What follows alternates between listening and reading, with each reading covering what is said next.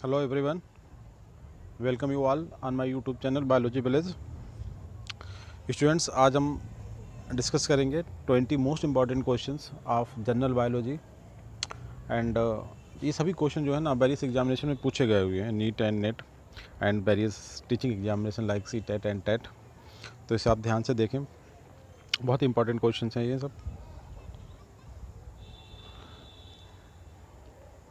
देखते हैं पहला question, which country is known as land of wind mill.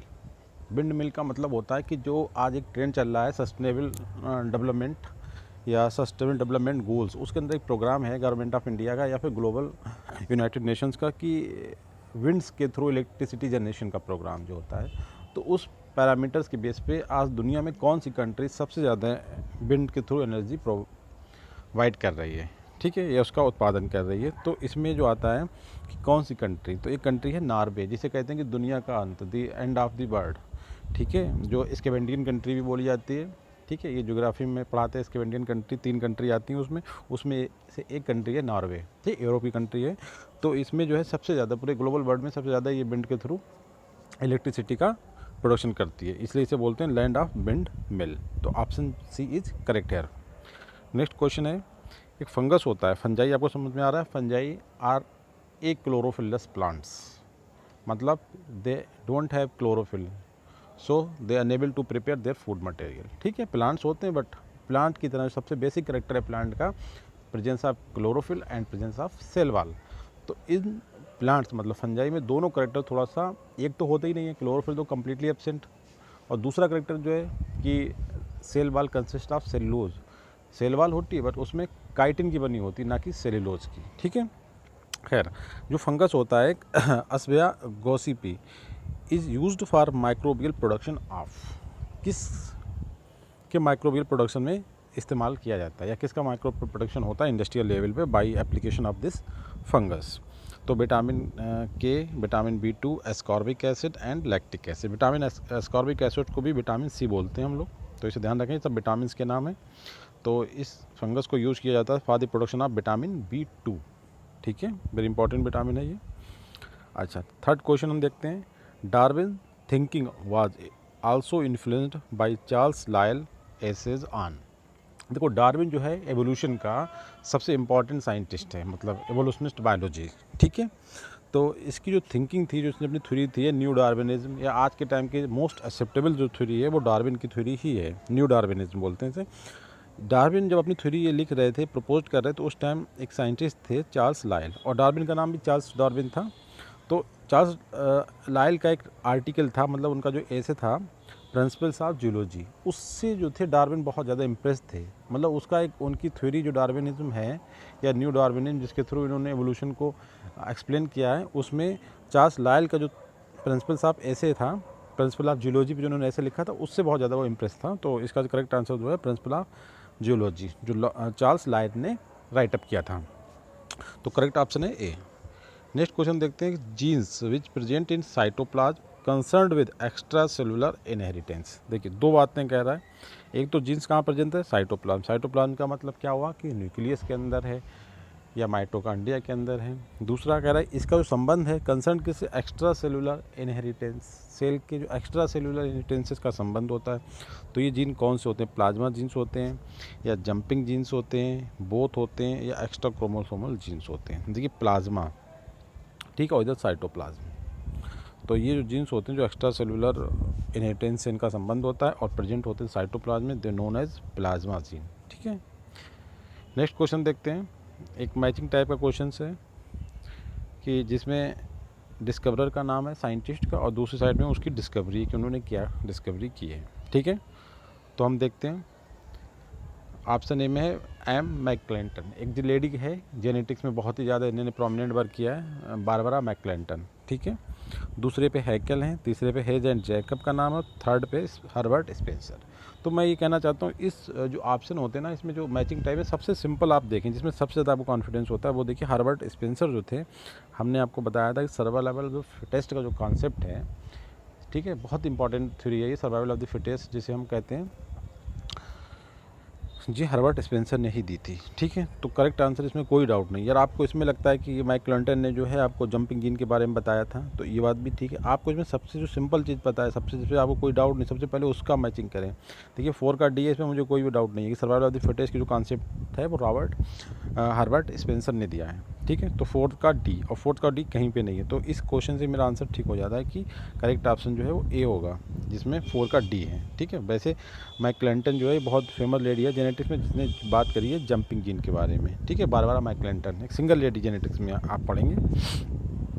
ठीक है, इसी तरीके से हैकल का जो है वो इन्होंने कॉन्सेप्ट ऑफ फाइलोजेनी दी है, और हेडेज एंड जैकब का जो कॉन्सेप्ट था वो था ट्रांसपोजन्स के बारे में। ठीक है, तो करेक्ट आंसर जो है ए। नेक्स्ट क्वेश्चन देखते हैं। SO2 एक अपना पोल्यूटेंट भी है या फिर गैस भी है, जो भी कह सकते हैं, एंड इट्स ट्रांसफॉर्मेशन प्रोडक्ट्स, इससे जो बनते हैं, जब वाटर साथ रिएक्शन करके कुछ बना दे या खुद में और बना दे। ठीक है, इन एटमॉस्फेयर, इसके जो SO2 और इसके जो सब्सटीट्यूट्स हैं, जो इसके प्रोडक्ट हैं इन एटमॉस्फेयर में, वो प्लांट सेल में क्या करते हैं, DNA को डैमेज करते हैं, राइबोसोम को डैमेज करते हैं, मेम्ब्रेन को डैमेज करते हैं, माइक्रोकांड्रियल डैमेज करते हैं। तो देखिए SO2 जो है, जो मेम्ब्रेन होती है उसमें जो प्रोटीन्स होती हैं उसमें सल्फो प्रोटीन्स होती हैं, सल्फोलिपिड्स होती हैं। इस तरीके से प्रोटीन के में एस मतलब सल्फर भी एक पार्ट होता है, इसलिए जो इनका जो SO2 और इसके ट्रांसफॉर्मेशन प्रोडक्ट जो होते हैं प्लांट सेल में, सबसे जो अटैक होता है वो मेम्ब्रेन डैमेज करते हैं। ठीक है, ध्यान रखना है ये पॉइंट। नेक्स्ट क्वेश्चन देखते हैं। केराटिन एक प्रोटीन होती है, फाइब्रस प्रोटीन। ठीक है, it contains large amount of, ठीक है, कार्टिलेज में प्रेजेंट होती है, फाइब्रस प्रोटीन होती है, जो हमारे कार्टिलेज नहीं होते, जो बॉडी में जैसे कान के नीचे ये पिन्नी टाइप का होता है, उन जगहों पाई जाती है केराटिन, और हमारे नेल्स में होती है। तो इसमें सबसे ज़्यादा अमाउंट किसका होता है, सल्फ़र का होता है, फास्फोरस का होता है, बोरान होती है, जिंक होता है। तो केराटिन में सबसे ज़्यादा होता है सल्फ़र। नेक्स्ट क्वेश्चन देखते हैं। इन 1997 द पेशेंट लिखा हुआ है, मगर ये सच में क्या है, ये पेटेंट है। आप समझते हैं पेटेंट, पेटेंट का मतलब होता है कि कोई आप डिस्कवरी करें, उसे रिजर्व करा लें, कि अगर उससे कोई नया प्रोडक्ट बनता है उससे रिलेटेड तो आपको उसका रॉयल्टी मिले। इस तरह की जो एक पॉलिटिकल बायोलॉजी हमने बताया था कि पॉलिटिकल जो एस्पेक्ट है बायोलॉजी का, वो ये patent. For basmati rice, basmati rice तो इंडिया में बहुत होता है, इंडियन ही इसकी ओरिजिन थी, मगर एक अमेरिकन कंपनी ने इसे पेटेंट करा लिया है। तो उस कंपनी का आपको नाम बताना है कि वो कौन सी कंपनी है। राइस टेक इंक्लाइंड, या फिर USA rice private limited, Oryza biotech, या कैलिफोर्निया रिसर्च टेक। तो ये कंपनी है आपकी रिसर्च टेक इंक्लाइंड। ठीक है, ये एक USA बेस्ड कंपनी जिसने 1997 में बासमती राइस को पेटेंट कराया है। अच्छा, उसके बाद देखते हैं क्वेश्चन नंबर 9 कि which is true regarding guttation. Guttation एक ऐसी प्रोसेस होती है, जैसे कोई प्लांट का पार्ट टूट जाए, हमारा हाथ लग जाए, हम उसे जानबूझ के तोड़ दें, तो जब हम सुबह के टाइम देखते हैं तो उसमें से कुछ हमें वाटर की ड्रॉप्स निकली हुई दिखाई देती हैं सुबह के टाइम। ठीक है, ब्रेक होने पर, अनफॉर्चुनेट या फिर इंटेंशनली हम उसे ब्रेक करें, तब जो पानी की ड्रॉप या पानी हमें निकला वो दिखाई देता है, वो जो प्रोसेस होती है, उस प्रोसेस के थ्रू पानी बाहर आता है। ठीक है, तो वो प्रोसेस को हम क्या बोलते हैं, गटेशन। गटेशन के लिए रिस्पॉन्सिबल जो सेल्स होती हैं उन्हें बोलते हैं हाइडाथोड। ये बिल्कुल फैक्ट है।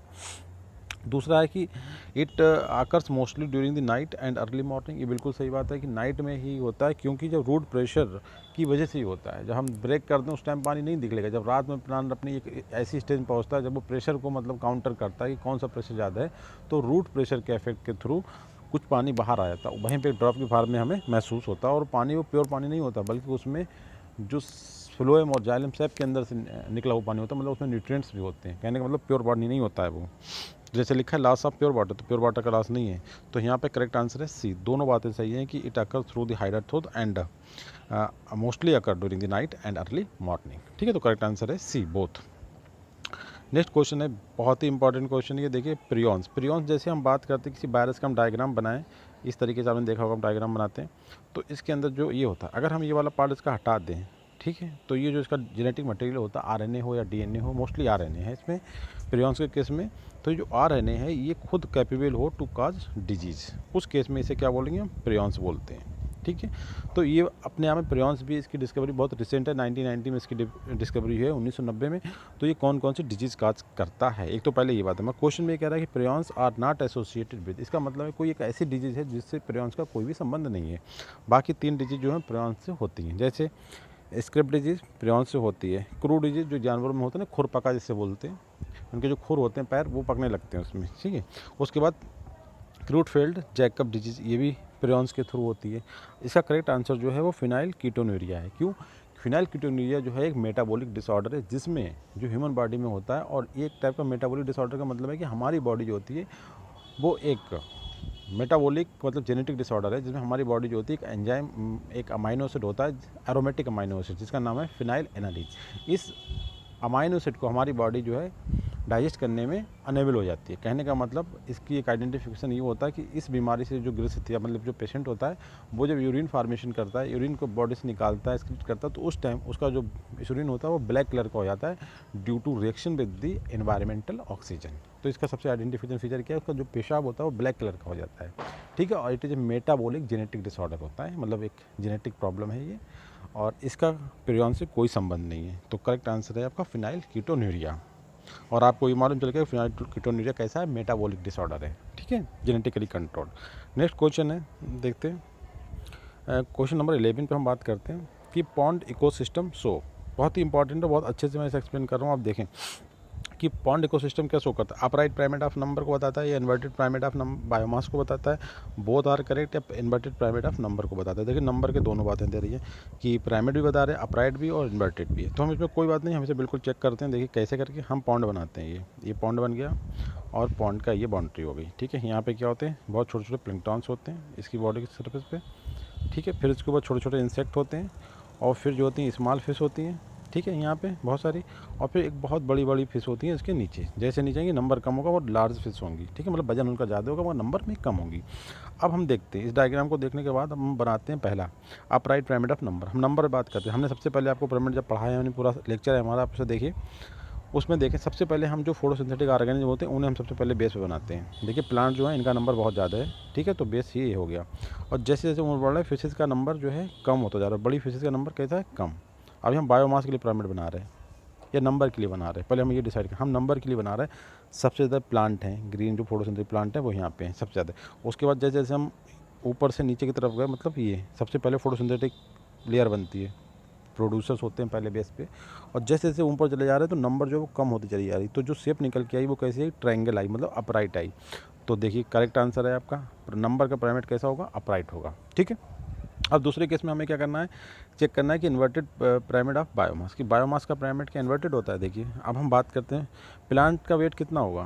प्लांट पहले इस पे है और इनका वेट कम होगा। ठीक है, और जो लार्ज फिश है उसका वेट बहुत ज़्यादा होगा। कहने का मतलब है हमारा जो वो है वो कैसा जाएगा? इस तरीके से जाएगा, इसका उल्टा।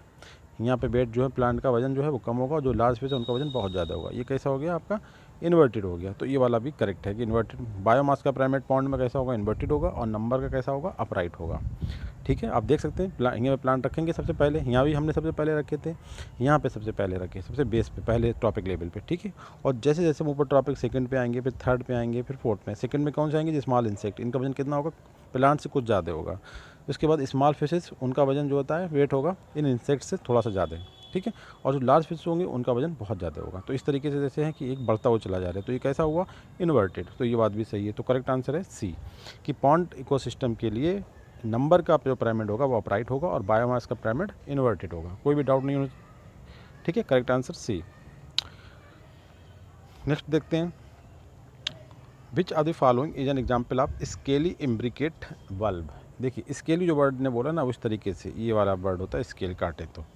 ठीक है, तो इससे आपको एकदम क्लियर कट आंसर होगा। जो ओनियन होता है अपना, ठीक है, अब एलियम सेपा या एलियम सटाइपम, इसमें कन्फ्यूजन नहीं होना चाहिए। ये देखिए एक बात और भी है इसमें, ये कोरकोसाइटिवस सैफरानी तो प्लांट होता है। ये बात कह रहा है बल्ब जो होता है वो स्टेम का मॉडिफिकेशन से बल्ब बनता है, और जो फीड किया जाता हो। ठीक है, रूट और स्टेम की मॉडिफिकेशन जो फीड किया जाता है, जैसे कि आप देखा होगा शकरकंद, गाजर, ठीक है, ये मूली, ये सब इसमें आते हैं बल्ब में। मगर यहाँ पे एक ट्रिक है स्केली, और स्केली केवल होता है आपका, ठीक है, स्केली में कौन आएगा बस आपको ये आइडेंटिफाई करना है।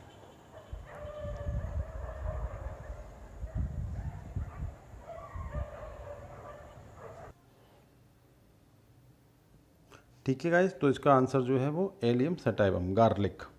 ठीक है, जो स्केली इम्ब्रिकेट बल्ब जो होता है वो गार्लिक होता है। ठीक है, नेक्स्ट क्वेश्चन देखते हैं, question number 13, match the column A with respect of column B. ठीक है, एक तरफ जो है साइंटिस्ट के नाम दिए हैं, दूसरी तरफ उनकी डिस्कवरीज हैं, और ये सभी डिस्कवरी केवल एक टॉपिक से रिलेटेड है, वो है जो एपिकल मेरिस्टेम होता है प्लांट का, कि हाउ दे ग्रो, और कैसे करके पूरे स्टेम का फॉर्मेशन करता है। ठीक है, तो उसके रिगार्डिंग उसके जो मैकेनिज्म है उसके रिगार्डिंग थ्योरीज हैं, 4 थ्योरीज हैं, उनके जो प्रोपाउंडर्स हैं उनके नाम हैं, उनकी डेट्स हैं, और दूसरा थ्योरी के नेम्स हैं, हमें यहाँ पे उन्हें मैच करना है। इसमें सबसे इंपॉर्टेंट ध्यान रखें, एक बहुत ही कॉमन थ्योरी होती है ट्यूनिका कार्पस थ्योरी, उसे ध्यान रख लें तो उससे बाकी दोनों का जो है मैच करने में आसानी होगी, और इसे 1924 में स्मिथ ने दिया था। ठीक है, अब हम क्या करते हैं इसमें, देखिए ट्यूनिका कार्पस बी, थर्ड का बी, देखिए इसमें करेक्ट आंसर मिल गया आपको। इस तरीके से हम बात कर सकते हैं जो सबसे फेवरेट कार्पर कप्पे थ्योरी, ये इस ग्रुप की थ्योरी है 1971 की, सॉरी 17 की। तो इस तरीके से, अच्छा इसमें एक चीज़ और है, ओल्ड अगर सबसे देखना है तो ये एपिकल सेल थ्योरी है जो हॉफमिस्टर ने 1857 में दी थी। ठीक है, और इसके बाद जो थ्योरी आपकी है हिस्टोजन थ्योरी, ये हंस्टिन ने दी थी 1870 में। ठीक है, तो इसे ध्यान करने का सबसे इंपॉर्टेंट और कॉमन होता है जो पढ़ाई करते हैं हम लोग 11th-12th में, तो बुक्स में सब थ्योरी मेंशन नहीं है, उसमें थ्योरी मेंशन है वो ट्यूनिका कार्पस थ्योरी है, इसलिए ट्यूनिका कार्पस का जो रेफरेंस है वो 1924 से है, एस्टिमेट ने 1924 में दी है। अभी चारों थ्योरी जो है apical cell theory, histogen theory है, ट्यूनिका कार्पस थ्योरी है, कार्पर कप्पे थ्योरी, ये डिफरेंट मैकेनिज्म के थ्रू एपिकल सेल जो स्टेम होता है जिसे हम बोलते हैं उसके फार्मेशन को एक्सप्लेन करता है। तो इसमें आपको ध्यान रखना है बस कि इनकी मैचिंग की जो ट्यूनिका कार्पस सबसे वेल नोन थ्योरी है जो स्मिथ ने 1924 में दी, और सबसे जो एडवांस थ्योरी है जो इस चीज़ को एक्सप्लेन करती है वो कार्पर कप्पे थ्योरी है जो 1917 की है। ठीक है, मगर इसे ज़्यादा इंपॉर्टेंट दिया जाता है, ये थ्योरी ज़्यादा वैलिड है कार्पर कप्पे थ्योरी, और सबसे जो फेमस है जो वो स्मिथ की थ्योरी में सबसे जो ओल्डेस्ट है वो एपिकल सेल थ्योरी है जो हॉफमिस्टर ने 1857 में दी थी। तो आप इसके थ्रू देख लें, करेक्ट आंसर जो है वो ए है। ठीक है, इसमें किसी एक को ध्यान रख लें तो क्लियर हो जाएगा क्वेश्चन। अच्छा, नेक्स्ट क्वेश्चन भी इस तरह मैचिंग टाइप का है। क्वेश्चन नंबर 14 में क्या है, नेम ऑफ द इवेंट और फुल एक्सप्लेनेशन है। एटोटोमी क्या होता है, रीजनरेशन क्या है, सेनेसेंस क्या है, और डेथ क्या है। तो देखिए डेथ को सबसे पहले डिस्क्राइब करें, क्यों डेथ तो डेथ है, फिर तो उसके बाद खत्म ही हो जाता है सब कुछ। तो डेथ को डिफाइन करना क्या है, देखिए आपको लगता है रिप्लेसमेंट ऑफ रिकन्स्ट्रक्शन, नहीं रिप्लेसमेंट तो नहीं है डेथ, डेथ के बाद कौन आता है, रिस्टोरेशन इन द स्ट्रक्चर, ये भी नहीं होता है, डिटीरियोरेशन भी नहीं है, वॉलंटरी कास्टिंग ऑफ, नहीं, इच्छा से कौन मरने चाहता है, वो तो सब मर ही जाते हैं। उसके बाद an irreversible break down of body function, ये बिल्कुल सही बात है कि ऐसा ब्रेक डाउन होता है कि जो कभी रिवर्सिबल नहीं होता, एक बार मर गए तो मर गए। ठीक है, तो करेक्ट आंसर इसका यहीं से निकल रहा है कि death and irreversible break down of body function. ठीक है, चलें दूसरी चीज़ देख लेते हैं जो समझने के लिए ऑटोटोमी जो टर्म होता है वो क्या होता है। ऑटोटोमी मतलब ऑटो मतलब होता है ना सेल्फ, तो सेल्फ का मतलब हमारे वॉलेंट्री, इस ध्यान से रखें, बहुत ही सिंपल सा है। देखिए ऑटो सेल्फ, वॉलेंट्री भी सेल्फ, अपनी इच्छा के अनुसार casting of a body part of body, हम किसी अपनी इच्छा से अपनी बॉडी पार्ट को त्याग दें। ठीक है, ये ऑटोटोमी होता है। रीजनरेशन जैसे आपने देखा सरीसृप जो होते हैं अपने, जैसे छिपकली का एग्जाम्पल ले, जब उसे मारते हैं उसकी पूछ टेल जो होती है वो ब्रेक हो जाती है और वो भाग जाती है, बाद में फर्दर उसे निकाल लेती है। ठीक है, तो ये क्या है, रीजनरेशन। और भी बहुत सारे एनिमल्स में होते हैं, बट सबसे कॉमन जो है सरीसृप जिन्हें हम बोलते हैं रेप्टाइल्स, उनमें बहुत कॉमन प्रोसेस है ये। तो सेकंड का a, replacement and reconstruction of body part. ठीक है, ये भी सही क्लियर है। अब आता है सेनेसेंस। सेनेसेंस से कैसा मतलब, जैसे हम बूढ़े होते हैं ना, हल्के हल्के हमारी बॉडी पार्ट का क्षय होना स्टार्ट हो जाता है, हल्के हल्के मतलब हम मरना शुरू हो जाता है, हमारी बॉडी में जो ROS होती हैं, रिएक्टिव ऑक्सीजन स्पीसीज बनने लगती हैं, और वो हमारी बॉडी में ऐसी डिपॉजिट होती हैं कि हमारी बॉडी का कलर चेंज हो जाता है। जैसे आप देखें बच्चा होता है बिल्कुल एकदम उसकी स्किन साफ़ सुथरी होती है, बिल्कुल ट्रांसपेरेंट, ब्लड तक दिखता है, और जैसे जैसे हम बूढ़े हो जाते हैं हमारी स्किन के नीचे इतने मतलब बेस्ट मटेरियल डिपॉजिट हो जाते हैं कि हमारी स्किन इतनी टफ हो जाती है कि वो टूट जाती है। ठीक है, तो इस तरीके से सेनेसेंस एक कंटिन्यूस प्रोसेस, बहुत हल्के हल्के हर आदमी की बॉडी में चल रही है, जैसे हम बड़े होते हैं वैसे वैसे हमारी बॉडी में जो बेस्ट प्रोडक्ट होते हैं ना उनका डिपोजिशन होने लगता है बॉडी में। जैसे हमारी बॉडी यंग होते हैं तो हमारी बेस्ट बॉडी में बनते हैं, बेस्ट तो हमेशा बनते हैं मेटाबॉलिज्म रिजल्ट में, मगर हमारी बॉडी उन्हें एक्सपेल करने में कैपेबल होती है। और जैसे जैसे हम बूढ़े होते चले जाते हैं, हमारी एज होती जाती है, वो बेस्ट कैपेबिलिटी जो रिमूवल की है ना वो कम होती चली जाती है। As a result of that कि वो हमारे बेस्ट हमारी बॉडी में हल्के हल्के जमा होना स्टार्ट हो जाते हैं, और हमारे बॉडी पार्ट को हल्के हल्के डैमेज कर जाते हैं। जैसे कि देख रहा होगा लास्ट टाइम 50 के बाद 50-40 या 70 के बाद किडनी फेल हो गया, क्यों, बेस्ट प्रोडक्ट इतने जमा हो गया तो किडनी फेल हो गया, या दूसरे बॉडी पार्ट हमारे फेल हो जाते हैं। तो वो एक नेचुरल प्रोसेस है, सेनेसेंस होता है, ये प्लांट में भी होता है और एनिमल भी होता है। तो क्या होता है, deterioration in the structure and function of body cells and organ of an animal. ठीक है, तो इसका बी, थर्ड का बी। तो करेक्ट आंसर देखते हैं आप, फर्स्ट ए। ठीक है, नेक्स्ट क्वेश्चन देखते हैं, ई बी मैचिंग टाइप का है। इसमें क्या है, इसमें 4 टाइप की ग्रोथ दिया है। ग्रोथ क्या है, ऑक्जेटिक ग्रोथ क्या है, मल्टीप्लिकेशन ग्रोथ क्या है, एंड एक्सेलरेशनरी ग्रोथ क्या है। ठीक है, एक्सेलरेशनरी ग्रोथ देखते हैं अब क्या, ग्रोथ पहले देखते हैं। सिंपल सी ग्रोथ, जैसे उसमें डेथ था ऐसे यहाँ पे ग्रोथ है, किसी भी टाइप का कोई भी टर्म आगे पीछे नहीं लगा, simple growth. What is growth? Growth होती है increase in size, weight and synthesis of new protoplasm. ठीक है, ये ग्रोथ हो गई, बिल्कुल सही है। पहले का सी देखिए है वो। अब देखते हैं कि ऑक्जेटिक ग्रोथ क्या होती है। ठीक है, देखिए इसमें एक वर्ड समझने से, AU ऑक्जेनिक प्लांट हार्मोन होता है, वो भी ग्रोथ करता है, मगर उसकी जो ग्रोथ होती है उसमें सेल का साइज बढ़ता है, ना कि सेल डिवाइड होती हैं। ठीक है, तो increase in volume of body due to the growth of cells, not number of sales.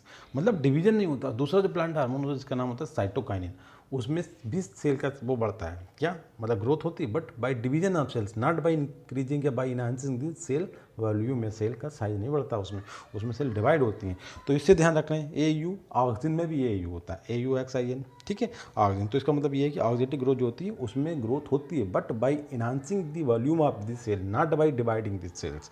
तो करेक्ट आंसर 2 का A। ठीक है, थर्ड है मल्टीप्लिकेशन ग्रोथ। मल्टीप्लिकेशन ग्रोथ क्या होता है? देखिए, मल्टीप्लिकेशन का मतलब ही डिवीजन होता है।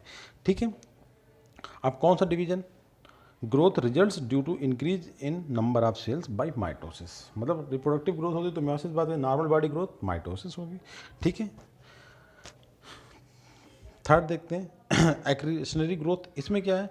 Growth due to mitotic multiplication of same special type of reserve cells occurring in specific location of the body. Simple सी बात है, ये ग्रोथ स्पेशल टाइप की है, एक स्पेशल काइंड ऑफ की सेल जो बॉडी में रिजर्व होती हैं और एक स्पेसिफिक टाइम पे और एक स्पेसिफिक रीजन में ही, स्पेसिफिक लोकेशन पे ग्रोथ होती है, उसे बोला जाता है एक्रीशनरी ग्रोथ। ठीक है, ये आपकी 4 टाइप की ग्रोथ थी। तो आपने सिंपल ग्रोथ देखा कि increase size, weight and synthesis of the protoplasm, और ऑक्जेंटिक ग्रोथ की growth volume of the cell बढ़ता है, ना कि सेल का नंबर बढ़ता है।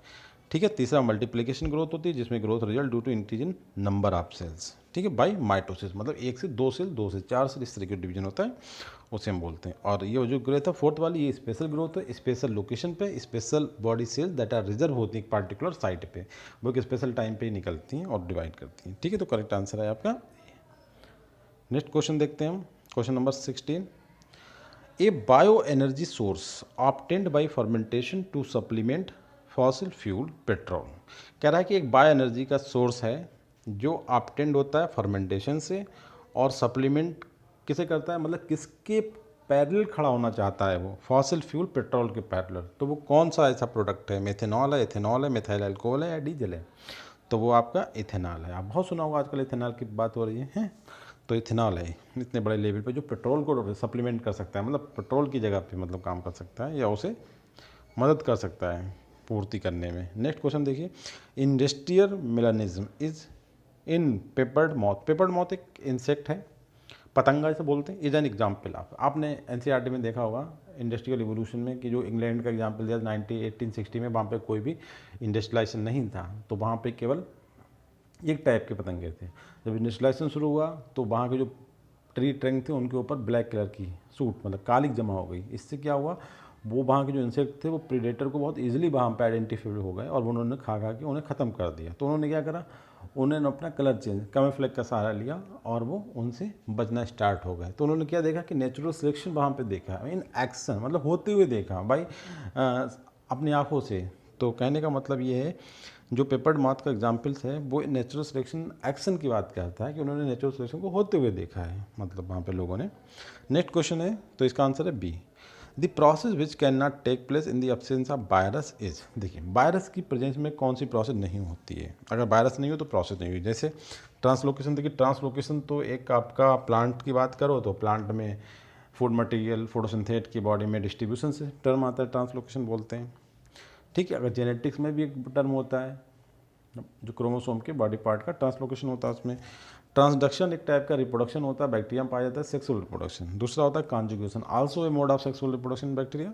और थर्ड है ट्रांसलेशन, ये एक protein synthesis, RNA to DNA transcription होता है, और DNA से RNA ट्रांसक्रिप्शन, और RNA से प्रोटीन ट्रांसलेशन। ये साइटोप्लाज्म में होने वाली प्रोसेस है।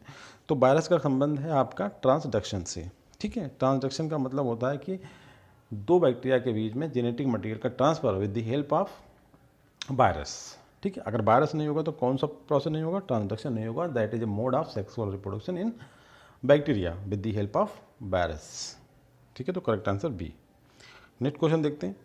One growth rings of plant consist of. एक ग्रोथ रिंग जो होती है प्लांट में, जिसे हम बोलते हैं एनुअल रिंग्स, तो उसमें कौन सी वुड होती है? ओनली ऑटमन वुड होती है, स्प्रिंग एंड अर्ली वुड होती है, ओनली स्प्रिंग वुड होती है, स्प्रिंग एंड ऑटमन वुड होती है। आपको ये बताना है कि एक जो एनुअल ग्रोथ रिंग्स होते हैं प्लांट के ऊपर, तो वो क्या रिप्रेजेंट करता है? ठीक है, वो रिप्रेजेंट करता है डी, मतलब स्प्रिंग और ऑटमन वुड दोनों को रिप्रेजेंट करता है। वो एक साल का होता है और एक साल में 6 मंथ होती है स्प्रिंग और 6 मंथ होती है ऑटमन वुड का, तो दोनों टाइप की वुड को रिप्रेजेंट करता है। और उसकी मदद से हम क्या करते हैं? प्लांट की एज पता कर लेते हैं। और इस ब्रांच को क्या कहा जाता है, बताइए? प्लांट की एज को काउंट करने की साइंस की ब्रांच क्या कहलाती है? नेक्स्ट क्वेश्चन देखते हैं। Which of the following is an old type of vegetable in A basket containing the following. Question को थोड़ा ठीक करें, जो ओल्ड नहीं है, जो ओल्ड है, मतलब विषम टाइप, मतलब 3 एक से हैं और एक अलग है। कौन सा ऐसा वेजिटेबल्स है इसमें? बीट पोटैटो, वेट फ्रूट मतलब बीटा वगैरह, चुकंदर से बोलते हैं, पोटैटो मतलब आलू, कैरेट मतलब गाजर, और रेडिश मतलब मूली। तो आप इसमें क्या चीज़ देख रहे हैं जो डिफरेंट है? देखिए, पोटैटो जो है वो स्टेम है और बाकी ये तीनों जो है ये रूट्स हैं। ये इंपॉर्टेंट है, बस आपको इतना आइडेंटिफाई करना है। तो करेक्ट आंसर बी। ठीक है गाइज, तो इस तरीके से आपने 20 क्वेश्चन देखे और आपको थोड़ा सा कॉन्सेप्ट के बारे में मालूम चला कि कैसे करके क्वेश्चन को टैग करना है। इस पर प्लीज़ मेरे चैनल को सब्सक्राइब, लाइक एंड शेयर करें। Thank you very much guys.